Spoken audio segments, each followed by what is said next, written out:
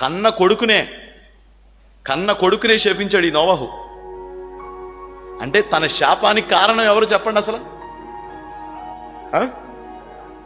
మన పిల్లల శాపానికి కారణం మనమే.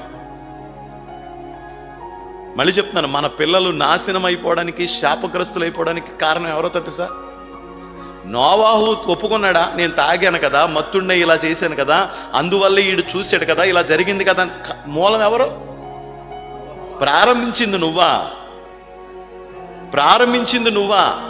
నువ్వు కాదా ఈ దరిద్రానికి కారణం? ఆడి మీద ఎవడి మీద పడిపోతే ఎలా కొత్తది? ఈ దరిద్రానికి కారణం నువ్వు.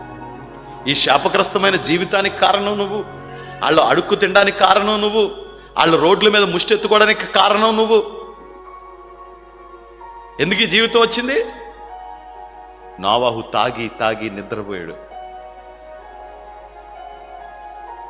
కుటుంబాలు నాశనం అయిపోయినాయి. హాముకి భయంకరమైన శాపం వచ్చింది. హాము సంతానం అంతా కూడా తర్వాత చెడిపోతూ పాడైపోతూ వచ్చారు. ఇదంతా కారణం ఏంటి అంటే గనక వాళ్ళ జీవితంలో వాళ్ళు చేసిన అతను నోవహు చేసిన తప్పిదమే.